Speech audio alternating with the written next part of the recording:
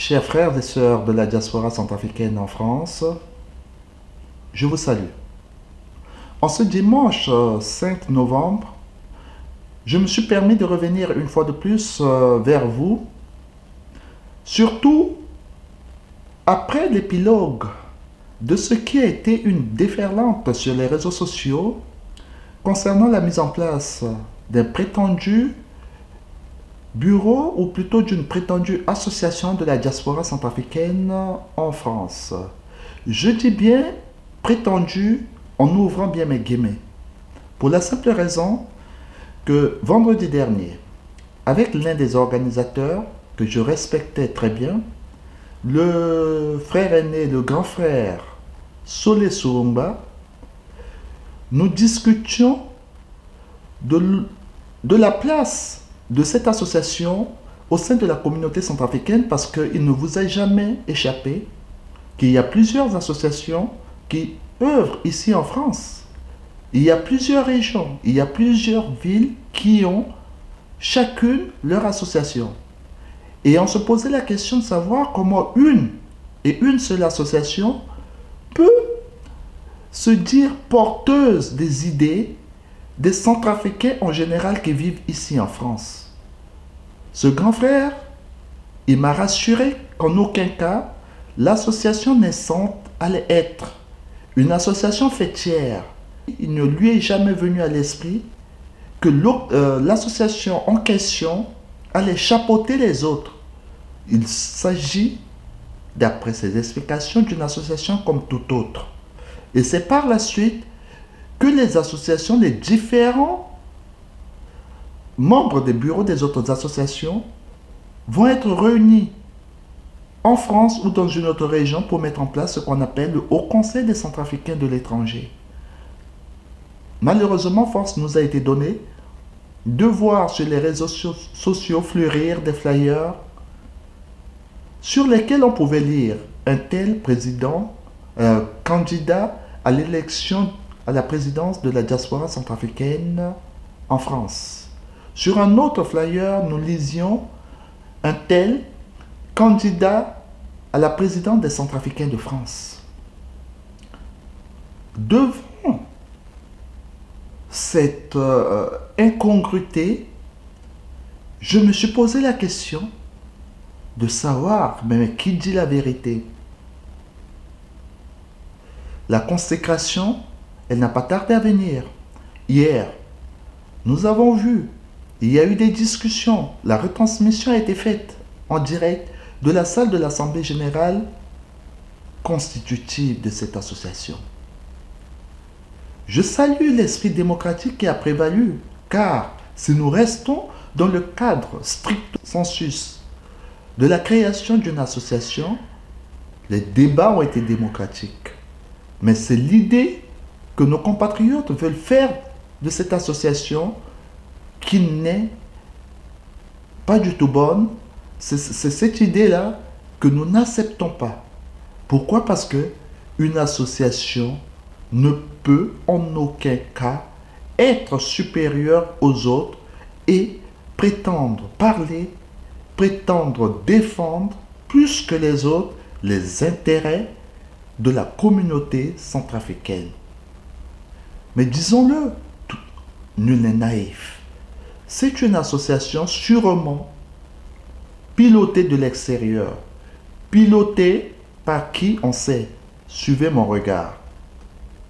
Comment comprendre que des compatriotes aient été appelés des différentes villes de la France, que leur coût de transport, que leur séjour ait été pris en charge pour venir soutenir certains candidats?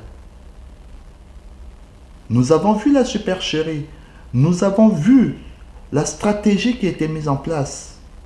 Nous avons voulu, en temps et en heure, prendre les devants. Prendre les devants, non pas en nous opposant d'une manière violente, mais plutôt démocratique. Des messages ont été envoyés inbox.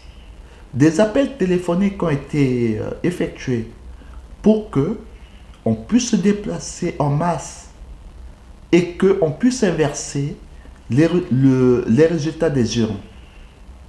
Mais, malheureusement, les Centrafricains, nous Centrafricains, on aime critiquer, on aime rester dans notre salon, on aime rester devant notre bouteille de vin, pour ceux qui lèvent un peu le coude. On préfère rester là plutôt que de venir aux réunions, plutôt que de se déplacer pour inverser le cours des choses.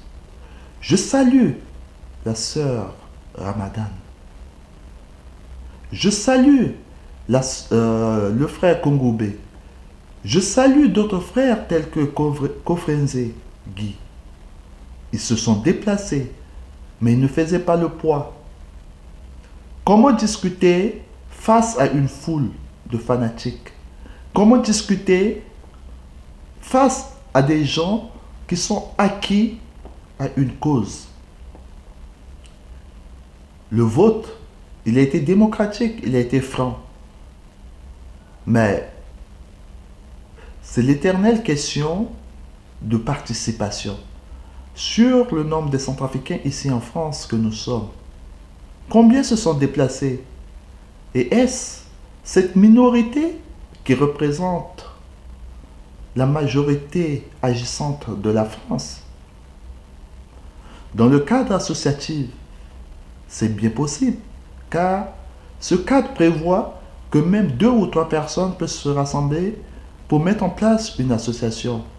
Mais malheureusement ici, ce n'est pas le cas, ce n'est pas une association, ce n'est pas une association comme telle.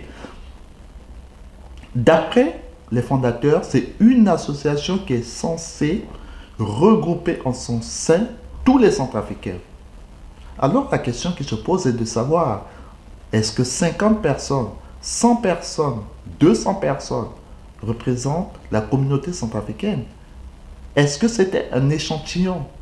Mais non, c'était des Centrafricains qui se sont déplacés en leur nom pour faire un vote. Ce n'était nullement de grands électeurs. Mais c'est une association et la loi prévoit, effectivement, je me répète, que 2 ou 3 personnes peuvent se réunir pour créer une association.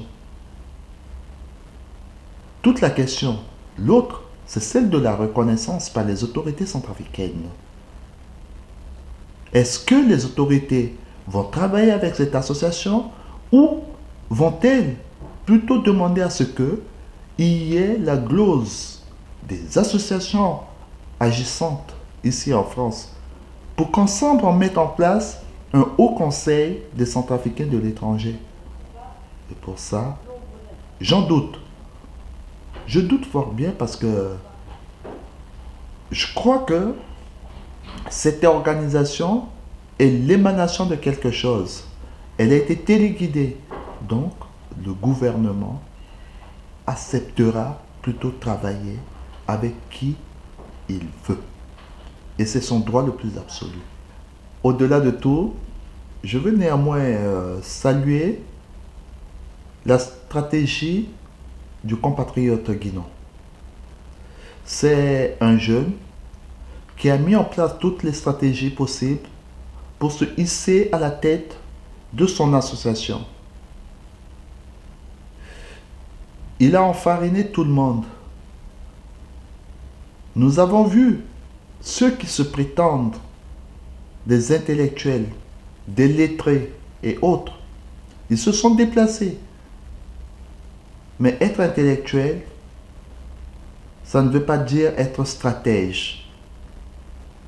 Nous avons vu, vous lui avez prêté main forte. Nous lui avons prêté main forte, car moi-même, j'ai participé à des débats sur les réseaux sociaux.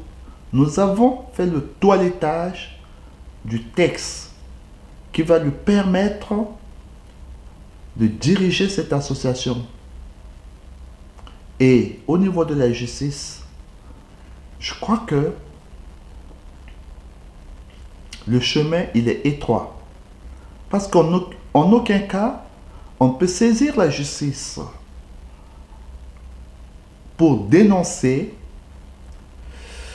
le fait que le gouvernement accepte de travailler seulement avec cette association. On ne pourra jamais dénoncer la reconnaissance de cette association comme unique interlocuteur du gouvernement centrafricain.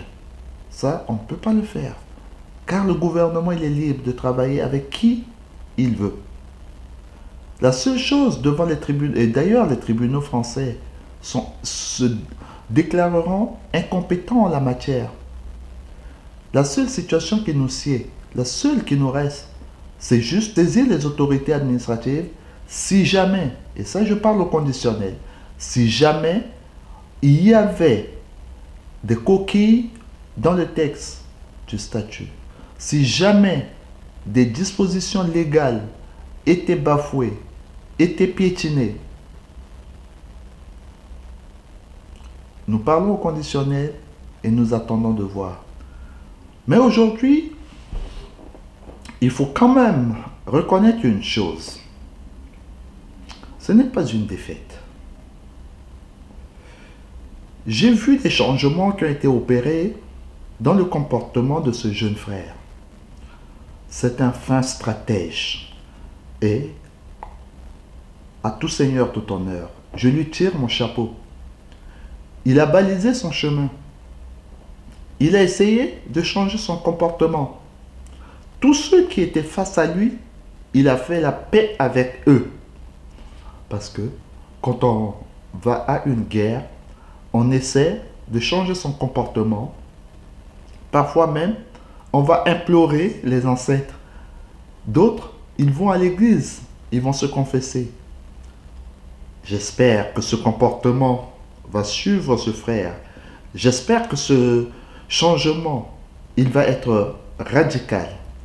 J'espère qu'il va tenir un discours rassembleur. J'espère que dans sa bouche, dans sa manière de parler, ne vont plus sourdre les insultes, les écarts de langage, les manques de respect. Une grande responsabilité implique de grandes obligations. Le voilà averti. Mais pour tout le reste, nous souhaitons bon vent à cette association. Mais malheureusement, il appartient aux présidents des autres associations de former ce qu'ils appellent un haut conseil des Centrafricains de l'étranger. Libre au gouvernement d'accepter de travailler juste avec l'association de nos frères Guinon et Pabandi, ou bien vouloir travailler avec les autres associations qui œuvrent ici sur le sol français. Mes chers frères et sœurs, j'ai été long, cela va la peine, je vous salue, j'ai été obligé de faire mon adresse en français à la demande de certains frères, dont le frère Kozeba Brice, qui malheureusement ne comprend plus le sango, donc je suis obligé de parler en français pour lui. Ita Brice Bibaramon, comme moi encore français après, moi encore sango après, bisa na motene na ngati monzo franzi, aita ko Bibarala et Zassi Nzapa à Pemba Centrafrique. Que Dieu bénisse la République centrafricaine. À très bientôt.